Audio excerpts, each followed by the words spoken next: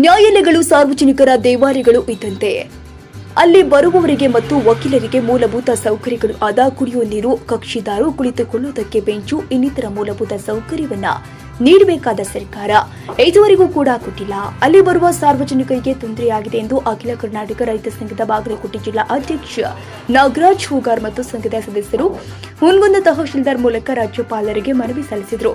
ಇದೇ ಸಂದರ್ಭದಲ್ಲಿ ದಿನಾಂಕ 18-4-2024ರಂದು ಹುಬ್ಬಳ್ಳಿಯ ಪ್ರತಿಷ್ಠಿತ ಬಿವಿಬಿ ಕಾಲೇಜಿನಲ್ಲಿ ಕ್ಲಾಸ್ ಮುಗಿಸಿ ಹೊರಗಡೆ ಬರ್ತಾ ಇದ್ದಂತೆಯೇ ವಿದ್ಯಾರ್ಥಿನಿಯಾದ ನೇಹಾ ಹಿರೇಮಠರನ್ನ ಕಾಲೇಜು ಆವರಣದಲ್ಲಿ ಫಯಾಜ್ ಎಂಬ ಯುವಕ ಚಾಕುವಿನಿಂದ ಬರ್ಬರವಾಗಿ 9 ಸಲ ಚುಚ್ಚಿ ಕೊಲೆಗೈದ ಆರೋಪಿಯನ್ನ ತಕ್ಷಣ ಆರೋಪಿತನಿಗೆ ಸೂಕ್ತವಾದ ಕಾನೂನಿನ ಚೌಕಟ್ಟಿನಲ್ಲಿ ಗಲ್ಲಿಗೇರಿಸಬೇಕು ಮತ್ತು ಕೊಲೆಯಾದ ನೇಹಾ ಹಿರೇಮಠ್ ಇವರ ಕುಟುಂಬದವರಿಗೆ ನ್ಯಾಯವನ್ನ ಒದಗಿಸಿಕೊಡಬೇಕು ಅಂತ ರಾಜ್ಯಪಾಲರಿಗೆ ಮನವಿ ಸಲ್ಲಿಸಿದರು.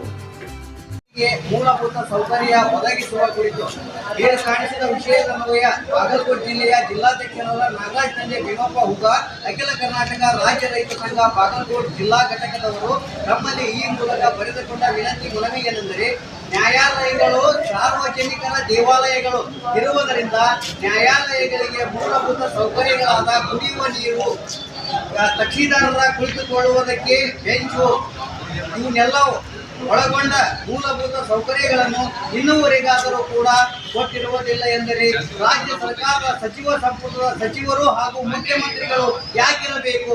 ಇವತ್ತಿಗಾದರೂ ಕೂಡ ನಮ್ಮ ಜಿಲ್ಲೆಯಲ್ಲಿ ₹1 ಬೆಳೆ ಪರಿಹಾರ ನೀಡಿರುವುದಿಲ್ಲ. ಈ ಜಿಲ್ಲೆಯಲ್ಲಿ ಕುಡಿಯಲು ನೀರಿಲ್ಲ, ಜಾನುವಾರುಗಳಿಗೆ ತಿನ್ನುವುದಕ್ಕೆ ಮೇವಿರುವುದಿಲ್ಲ. ಹೀಗಿರುವಾಗ ತಕ್ಷಣ ಸಚಿವ ಸಂಪುಟದ ಸಚಿವರುಗಳು ಹಾಗೂ ಮುಖ್ಯಮಂತ್ರಿಗಳು ತಮ್ಮ ಸ್ಥಾನಗಳಿಗೆ ರಾಜೀನಾಮೆ ನೀಡಲು ತಾವು ಸೂಕ್ತ ಕಾನೂನು ಕ್ರಮ ಕೈಗೊಳ್ಳಬೇಕೆಂದು ಅಖಿಲ ಕರ್ನಾಟಕ ರಾಜ್ಯ ರೈತ ಸಂಘ ಬಾಗಲಕೋಟೆ ಜಿಲ್ಲಾ ಘಟಕದವರು ತಮ್ಮಲ್ಲಿ ವಿನಂತಿ ಪೂರ್ವಕ ಬರೆದುಕೊಂಡ ಮನವಿ ಪತ್ರ.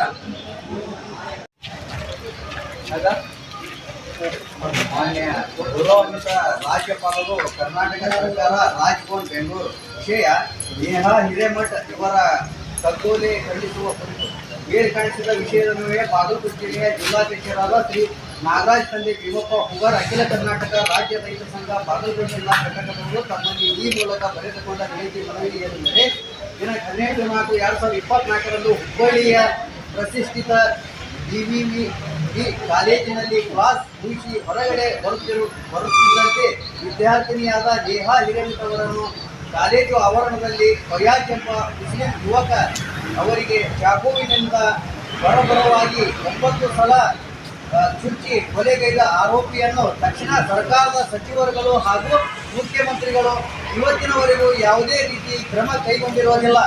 ಆದ ಕಾರಣ ದಯಾಳುಗಳಾದ ತಮ್ಮಲ್ಲಿ ಮನವಿ ಮಾಡಿಕೊಳ್ಳುವುದೇನೆಂದರೆ, ಆರೋಪಿತನಿಗೆ ಸೂಕ್ತವಾದ ಕಾನೂನಿನ ಚೌಕಟ್ಟಿನಲ್ಲಿ ಗಲ್ಲಿಗೇರಿಸಬೇಕೆಂದು ಅಖಿಲ ಕರ್ನಾಟಕ ರಾಜ್ಯ ರೈತ ಸಂಘ ಬಾಗಲಕೋಟೆ ಜಿಲ್ಲಾ ಘಟಕದ ಪದಾಧಿಕಾರಿಗಳು ಹಾಗೂ ಸದಸ್ಯರು ಈ ಮೂಲಕ ತ್ವರಿತ ಗತಿಯಲ್ಲಿ ಕೊಲೆಯಾದ ನೇಹಾ ಹಿರೇಮಠ್ ಇವರ ಕುಟುಂಬದವರಿಗೆ ನ್ಯಾಯವನ್ನು ಒದಗಿಸಿಕೊಡಬೇಕೆಂದು ತಮ್ಮಲ್ಲಿ ವಿನಂತಿ ಪೂರ್ವಕ ಬರೆದುಕೊಂಡ ಮನವಿ.